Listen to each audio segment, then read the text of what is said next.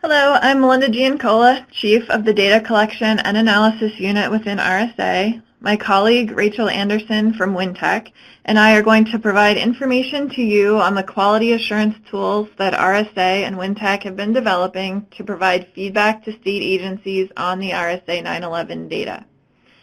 Under WIA, RSA collected information on closed service records annually using the RSA 911. Staff from RSA reviewed the data from each grantee and provided a list of questions regarding anomalies in the data and asked the grantee to investigate and resolve any issues with the data.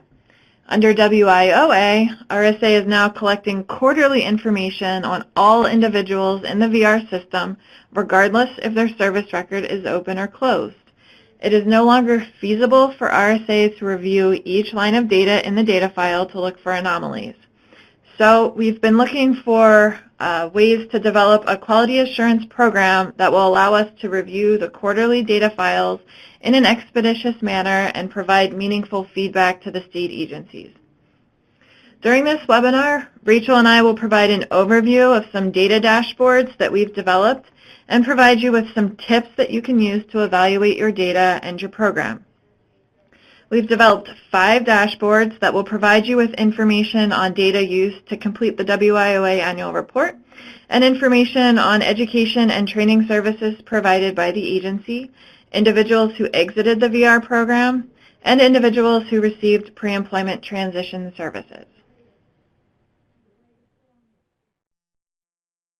Okay, on this dashboard titled Program Year 2017 VR Participant Characteristics for the Annual Report. This dashboard provides you with information that will be used to populate the WIOA Annual Report. Please note that this dashboard is computed at the state, not agency level. So in cases where the state has a general and a blind agency, the data are aggregated to mirror the annual report, which is calculated at the state, not agency level. The data used to populate this dashboard describe characteristics of VR participants for the first 3 quarters of program year 2017. In future quarters, this dashboard will include data from each quarter reported from the current program year. So the dashboard released to you in December of 2018 will include data from the first quarter of program year 2018, since that's the only data we will have for program year 2018 in December. The purpose of this dashboard is to provide you with information that will be reported on the WIOA annual report so that if there are noticeable errors in the data, they can be corrected prior to the development of the WIOA annual report. In this case, you will see a very noticeable error in the chart titled Barriers to Employment. Since all participants in the VR program must have a disability, the individual with a disability barrier should always be 100%. In this case, it's 98.5%. This state has reported to RSA that only 98.5% of participants in the first 3 quarters of program year 2017 were individuals with disabilities. This corresponds to element 42, individual with a disability, in the RSA 911. It's important to ensure that the barriers to employment are coded correctly, especially during this baseline period, because this information will be used in RSA's statistical adjustment model.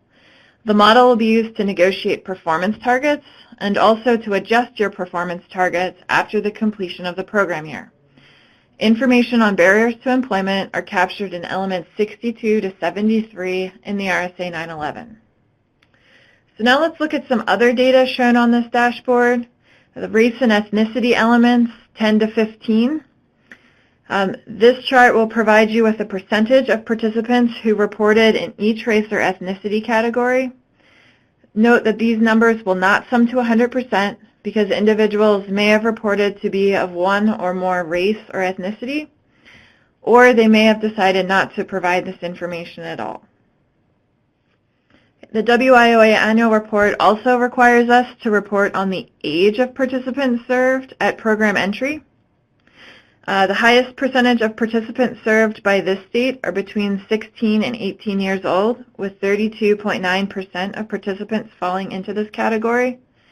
We calculate this information by using the date of birth, element 8, and the start date of initial VR service on or after IPE, which is element 127. The start date of initial VR service on or after IPE is a critical element to populate correctly because this is the date that an individual becomes a participant in the VR program. If this date is not populated, the individual will not be included in any of the information reported on the WIOA annual report. And the final demographic characteristic on the annual report is gender, which is populated through element 9.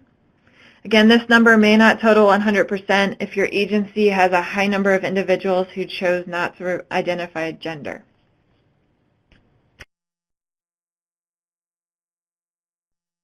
Career and training services, which are mapped to the RSA 911 in Tax 1701 Attachment 7D, include both participants and reportable individuals, as they include services that can be provided prior to IPE.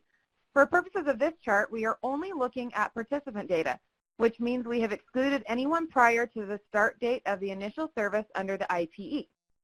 We would expect to see career services being a high number because most clients receive VR counseling and guidance services. Some state data shows a low number of career services. In those cases, you may want to understand how and when you are tracking these services. It is important to code these services as they occur so they are accurately reflected on the annual report. If you wait until the end of a case to code these elements, you're under-reporting.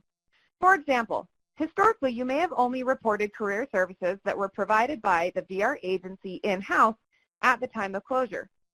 Similar to pre-employment transition services and measurable skill gains, you should be reporting all services during the quarter they were received, not projected timeframes or at closure.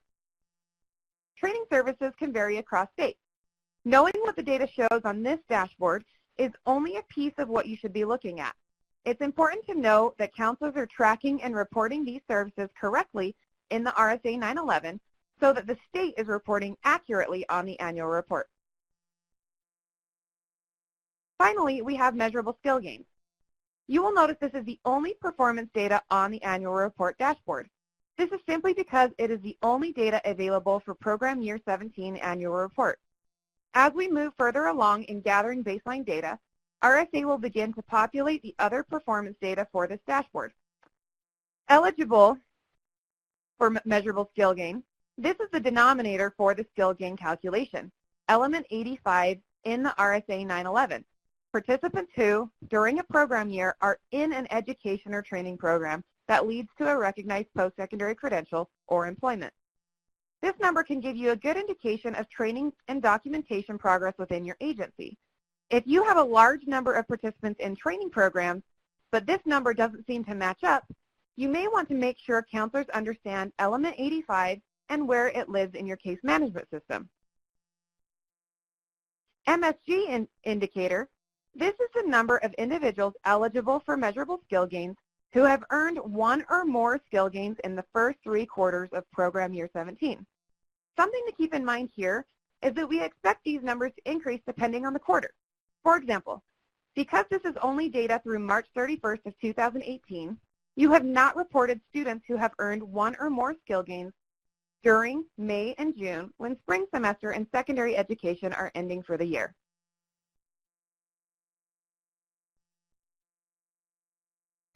Okay, moving on to our second dashboard, Summary of Education and Training Data by Agency. This dashboard provides information on measurable skill gains, secondary education enrollment, and training services. The charts titled Percentage of Measurable Skill Gains by Type and the breakdown of measurable skill gains earned provide information on the type of measurable skill gains being earned by the agency's participants in the program year. The total number of measurable skill gains earned are listed in the title of the breakdown of measurable skill gains chart. In this case, this agency has reported 825 measurable skill gains earned by participants. Again, this information in these 2 charts is aggregated across the program year, so it includes data from the first 3 quarters of program year 2017. Information on measurable skill gains is captured in elements 343 to 347. And please note, to be eligible For measurable skill gains, a participant must be enrolled in an education or training program that leads to a recognized credential or employment. And this is captured in element 85 in the RSA 911. If element 85 is not populated, then any information reported in elements 343 to 347 will not be counted. So we want to give you a couple things to think about on this dashboard. You can see that in this chart that the agency is focusing mainly on secondary and post-secondary education skill gains. Almost 82% of the 825 skill gains are from secondary and post-secondary education. Remember that this data is only showing what is being reported. It does not show us whether or not data verification of the skill gain actually exists in the file. This is an example of where training on policies and procedures, as well as internal controls to validate the integrity of the data being shown, is critical. As we work with agencies across the country, many tell us that they have not finalized policies and procedures for skill gains or trained counselors where this information lives in the case management system. If you have not completed policies or training staff on the definitions of these skill gains as well as the data verification requirements of them, this data can give you an idea of where the focus of your agency needs to be. For example, if you have done extensive training with counselors, provided them with written policies, and have incorporated checks and balances to ensure that the data is correct, this dashboard can tell you where you are at as well as showing you potential errors. On the other hand, if you have not done any of these things with staff, but you are showing earned measurable skill gains on this dashboard, then you know that you cannot validate the integrity of the data. All right, thanks, Rachel. Next, we'll look at the chart titled Participants Enrolled in Secondary Education. Again, this data represents the entirety of program year 2017 and are pulled from element 77, Enrolled in Secondary Education. On the annual report dashboard, we learned that almost 33% of the population served by this agency are between 16 and 18 years old. This chart is showing that less than 15% of the population is enrolled in secondary education. You'll also note that the data in this section should total 100%. However, this agency did not provide a code for this element for 13% of the participants on the file. This element is critical to capture correctly because it will be used in the credential attainment indicator calculation. If an individual completed secondary education while in the VR program, they must have been enrolled in a secondary education program with a diploma goal on the IPE to count as a positive outcome in the credential attainment indicator. The final chart on this dashboard is the percentage participating in VR agency provided or funded education or training programs for program year 2017 quarter 3. This chart shows data on training services provided by the agency or funded by the agency in the third quarter only. It does not include services provided through comparable benefits. You can use this data in a variety of ways too. For example, this agency has reported 0 registered apprenticeships. This data is probably an accurate portrayal of training programs in the VR agency is supporting clients in, but many states know that they need to build capacity and training around registered apprenticeships as potential career pathways under WIOA for their clients. This data can be used over time to learn whether capacity building efforts around registered apprenticeships is working if the data increases over time. Also, remember that an OJT can count toward a measurable skill gain training milestone. But the counselors need to understand that element 85 must be completed. Otherwise, they will not be included in the denominator. All right, thanks, Rachel. On this next dashboard, we'll discuss exit data for program year 2017 by agency. The first one we'll look at is the employment outcome at exit, which is derived from element 356, employment outcome at exit, and shows the types of employment outcomes obtained by participants who exit the VR program. In this agency, about 86% of participants who exited in competitive integrated employment, 1% in self-employment, and 13% in supported employment. Something to keep in mind with this chart is that we are only looking at data of those who exited in employment. This is captured in element 354, type of exit, for those individuals who exited after an IPE in competitive integrated employment or supported employment, which Melinda will be describing here in a moment. Also, we are really excited to see self-employment reported and expect these numbers to go up over the next few years because of many strategies and initiatives we are seeing out in the States. For those of you that are reporting self-employment or foresee this happening in the future, keep in mind that you will not be able to access UI employment data on these individuals. You will want to make sure that you have a supplemental wage policy and strategy for how you will follow up and report self-employment data, as they will be included in the performance indicators. All right, the next chart we'll look at is type of exit, which Rachel mentioned is pulled from element 354, type of exit, and shows the point in the VR process in which the individual exits.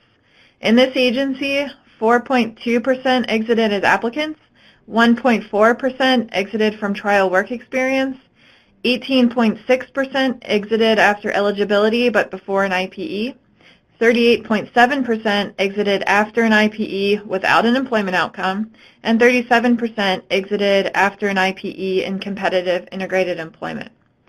We also use the type of exit data to calculate the employment rate, which is simply the total number of individuals who achieved competitive integrated employment divided by the number of individuals who received services under an IPE. To calculate the denominator, we'll sum exit type 4 and 6, and the numerator will be exit type 6, which is competitive integrated employment. So I want to take you back up to the chart titled Type of Exit. So this chart can be really helpful for VR agencies depending on what it shows. This agency is losing almost 25% of individuals prior to developing the IPE. This can help agencies see whether or not rapid engagement or other types of strategies are needed to engage individuals throughout the VR program and ultimately increase the number of participants and successful outcomes. This agency also has not reported any exiters for exit type 8, which is potentially eligible individuals who exited after receiving pre-employment transition services and have not applied for VR services. This tells us that either all potentially eligible individuals either still meet the definition of a student and are receiving or are expected to continue to receive pre-employment transition services, or they have applied for VR services. If this agency had any students who no longer meet the definition of a student, for example, not meeting the age requirement or in an education setting, or they stopped receiving pre-employment transition services for a length of time that's described in the agency's policies, then there would have been exiters under this type reported during quarter 3. The final chart on this dashboard shows the breakdown of reasons individuals have exited the VR program. This is found in element 355, reason for exit. Highest percentages for this state are reason 14, competitive integrated employment, 17, unable to locate, 18, refused services, 19, other. Because there are 18 very descriptive reasons for exit, states should note that very few individuals should be coded reason 19, other. This data can also be used for training and amending of policies. We know that many agencies have questions about these reasons for exit.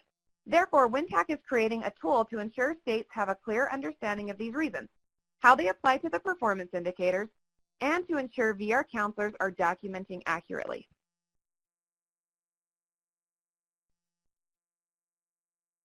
All right, the fourth dashboard we'll talk about is titled Other Participant Characteristics by Agency.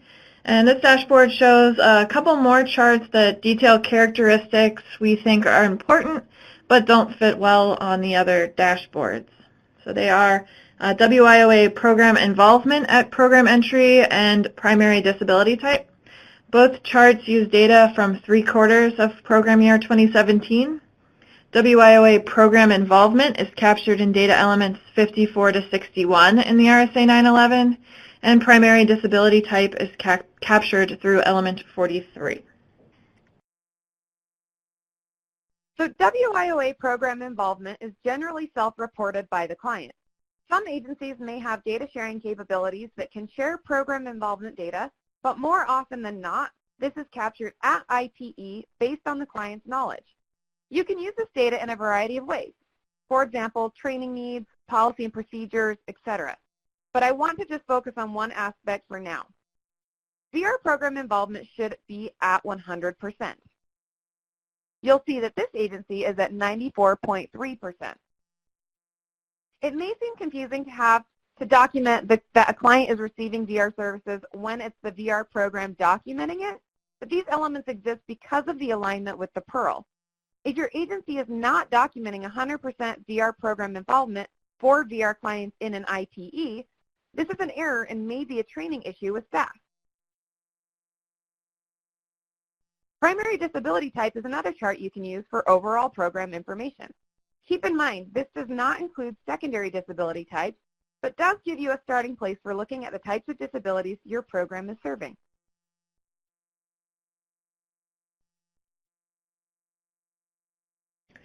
All right, the final dashboard we'll talk about today provides information on pre-employment transition services. In this first chart, we see the total number of potentially eligible individuals provided with a pre-employment transition service since the implementation of WIOA, which occurred on July 22nd of 2014. Potentially eligible are those individuals who have either not applied for VR services or have applied but have not yet been determined eligible when they received their first pre-employment transition service, as indicated in element 96, start date of pre-employment transition services. We also see information on the total number of individuals who received a pre-employment transition service since the implementation of WIOA on July 22nd of 2014. So this is the total number of individuals, including eligible and potentially eligible, who have received a pre-employment transition service, as indicated in element 96, start date of pre-employment transition services. The final piece of information provided in the first chart is the total number of pre-employment transition services provided in the third quarter of program year 2017. You'll note that this number is significantly higher than the total individuals served, and this may be because individuals have received more than one service in the quarter.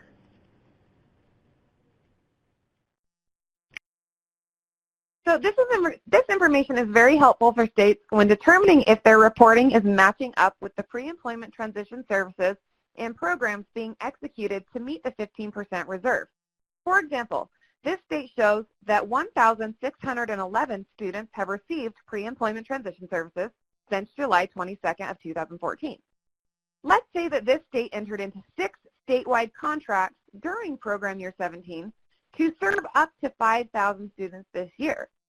This means the data is not matching up.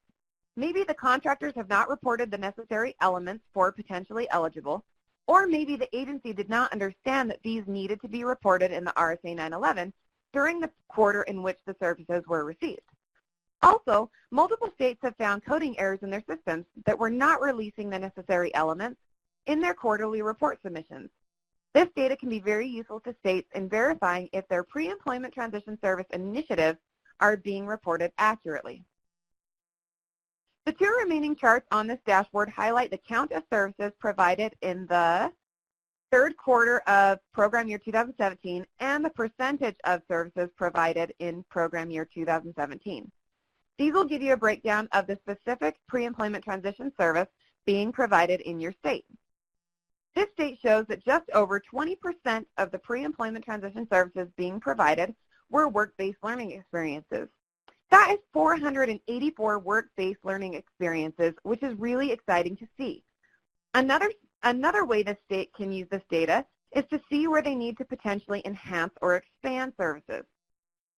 For example, in this state is only 10.8% of pre-employment transition services were on counseling on enrollment for post-secondary education. It could mean a number of things. Is this because not very many students need this service? Or does it mean that the state needs to focus on opportunities and programs that increase the number of students receiving this service?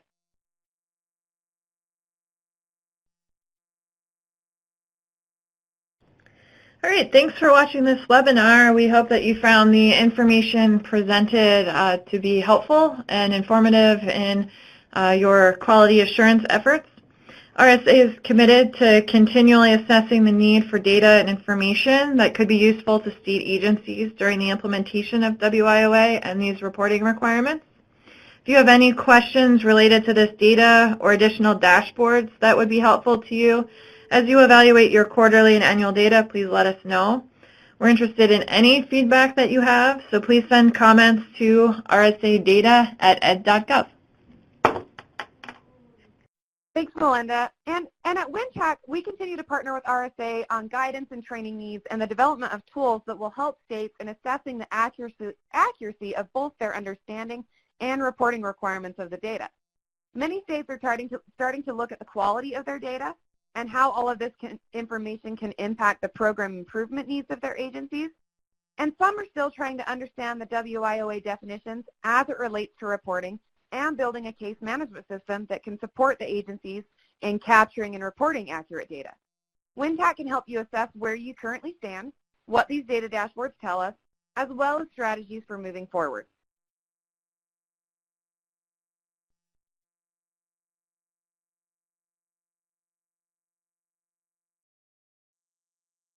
Thanks again for attending today, and we look forward to hearing from you.